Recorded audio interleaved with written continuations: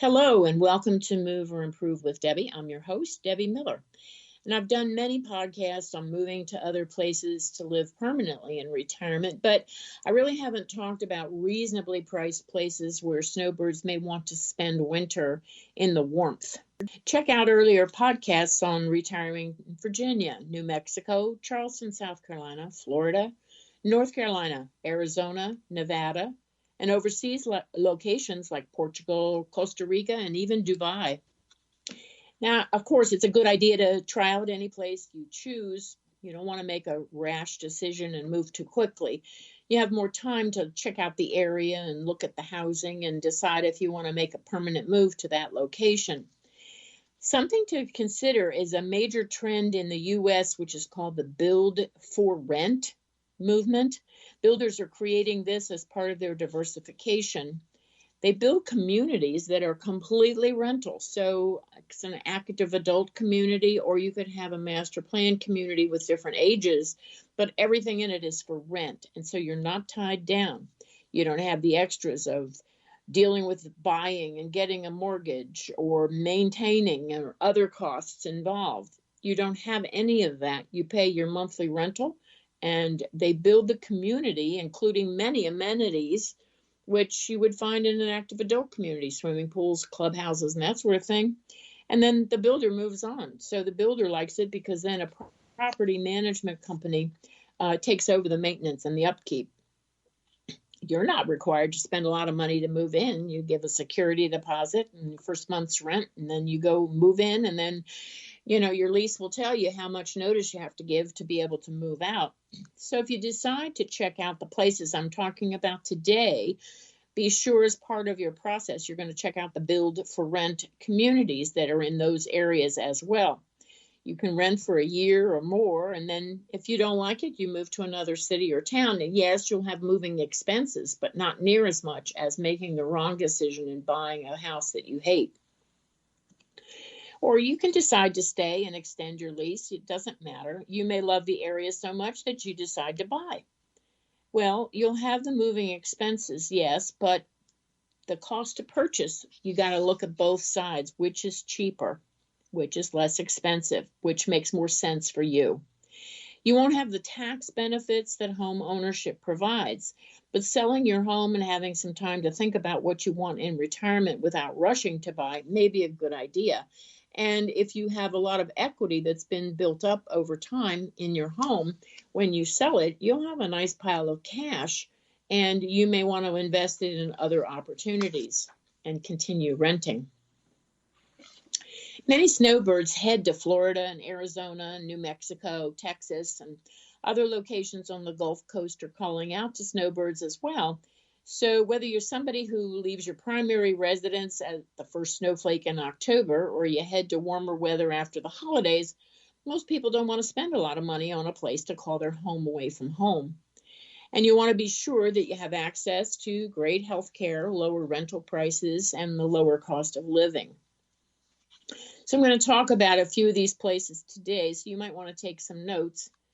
One of my favorite places in Ocala, Florida. 20 years ago, the population was fewer than 50,000 people, and now it's grown by 10,000. It's quite affordable, and snowbirds like the fact that they're within easy driving distance of Atlantic coast beaches like Daytona. They can get to Tampa and Orlando as well. And Ocala is one of the top places in Florida least likely to be hit by hurricanes. Not completely exempt, but close. They're running good, and they have a lot of great places to choose from. Another favorite spot I love is Sarasota, again, Florida. It's more of a coastal location with amenities and attractions galore. Some of the most famous beaches in the world are here, including beautiful Siesta Key. It's been consistently voted a top beach due to its soft white sand. And you have Armand's Key and Longboat Key. Now, if Sarasota feels too pricey or cityfied, look at nearby Bradenton to the north. And if you are thinking of buying, the hands-down favorite of mine is Lakewood Ranch, a master plan community. You want to go and take a tour. You will be overwhelmed by what they offer. It's an amazing location. So about an hour north of Sarasota is Tampa. and it's got a great international airport. It's got Clearwater Beach close by with beautiful sunsets. Tampa has theme parks and museums and aquariums for families to visit. And you want to make sure you stop by the Columbia restaurant in Ybor City and have one of their fabulous Cuban sandwiches. And the Tampa River Walk, they've spent a lot of money revitalizing it. It's been created to attract residents and visitors alike to a revitalized area. It's about 2.5 miles in length, and you just go walking or running or, ride your bike. And a short drive away is charming Dunedin, and Clearwater with its crystal beaches is not far, and St. Petersburg or St. Pete. Port Charlotte, also on the Gulf Coast, isn't as built up, and it does have easy access to Naples, Fort Myers, and Tampa. And just next door is Fort Myers, which is a little more built up than Port Charlotte, but it was just voted as one of the best places to retire as far as pricing is concerned. It was the winter home of Edison and Ford, and their estates alone are well worth a visit. And boating is popular here, of course, and entertainment choices are plentiful. If you want to be on the Atlantic coast side, then head over to Boynton Beach.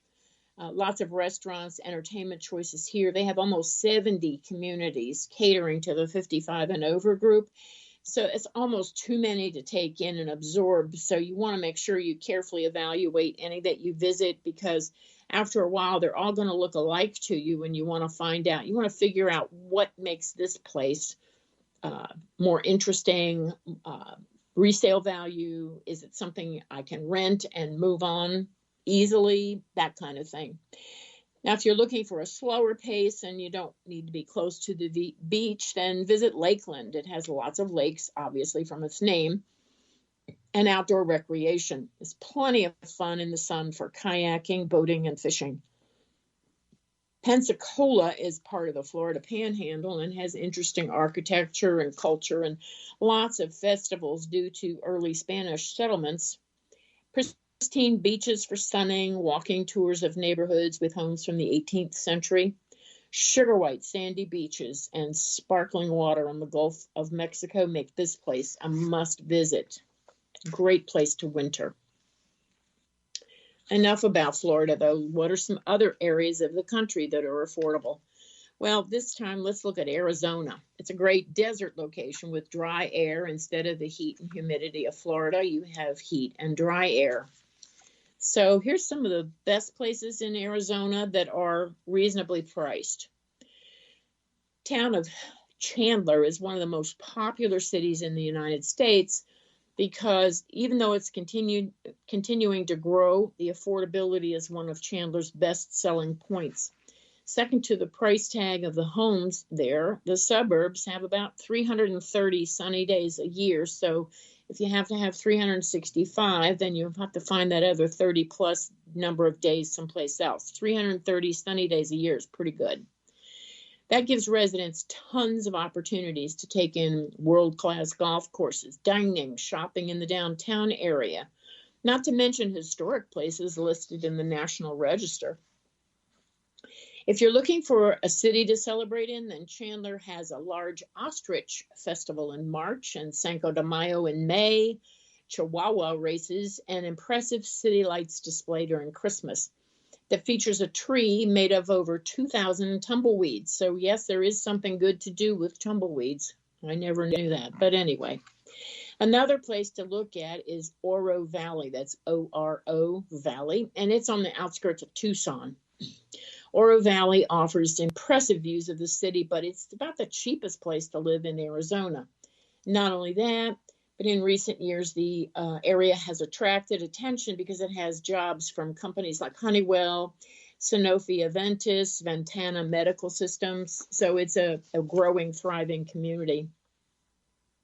People in Oro Valley also enjoy the recreational facilities, including the obvious golf courses, bicycling, hiking, and camping opportunities if you want to go to Catalina State Park. Also home to a 13-acre preserve known as Honeybee Village, it houses prehistoric remains of an ancient Native American Hohokam village. Shockingly, this stunning city is one of the cheapest places to live in Arizona, so it's worth a trip just to go out for the winter and check it out. Surprise is the next location I want you to consider. It's located in the northern part of Maricopa County, and it's a municipality of the city of Phoenix. So it makes up the northern branch of Phoenix. Surprise has an interesting way it's got its name. It began its life as a collection of homes and a single gas station in 1938, and it was founded by a businesswoman named Flora May Statler. And Statler would be responsible for naming it Surprise, supposedly originating from her statement that it would be a surprise if this town amounted to much. Well, if she came back to see it, she would be surprised because it has amounted to quite a lot. And it's now known for hosting one of the largest retirement communities in the Southwest, Sun City. Surprise is a big place. It's about 105 square miles in area, but it means you'll have plenty of access to different neighborhoods that will suit any kind of lifestyle. And as I said, it has one of the largest communities, and that is Sun City Grand, a large resort-like community for retirees, and you have to be at least 45 or older. So the workers and the sister developments make up the majority of Surprise's population, and it does have the very best golf courses in the city, and it is the place to be if you're a retiree and like that kind of lifestyle. Sun City Grand is the third Del Webb active community in Phoenix's Northwest Valley, and it hosts a bountiful lineup of amenities, social activities, and golf courses. Residents of Sun City Grand cherish the smaller community for its newer homes and a quiet, uncongested location in central Arizona. And after the completion of the popular Sun City West community in 1996, Del Webb began construction of Sun City Grand. Like the previous Sun City and Sun City West, Sun City Grand was designed around the notion that active adults should be able to live in an entirely self-contained community with access to nearly every imaginable amenity. Many retirees are lured to these resale homes that offer modern floor plans and finishes favored by today's adults. And some of the homeowners in this community are previous residents of other Sun City developments, and they just moved to escape the older, more congested areas of Sun City and Sun City West. So it's something to think about. Surprise is populous and has plenty to do for people of all age groups. Because it is close to Phoenix, it has every utility that any resident could possibly need, and it's a convenient location to get to a lot of other places in Arizona. Another area in Arizona is a place called Gilbert, another Arizona suburb where living is affordable.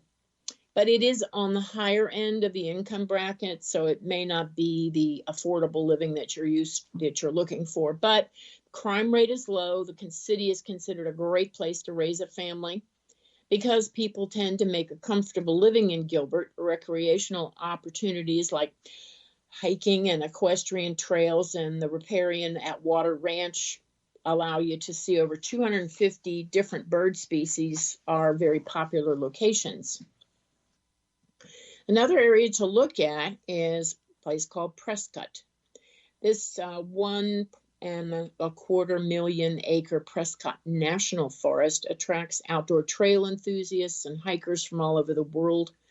Residents here are water lovers because Lynx, Willow, Watson, and Goldwater lakes are all nearby.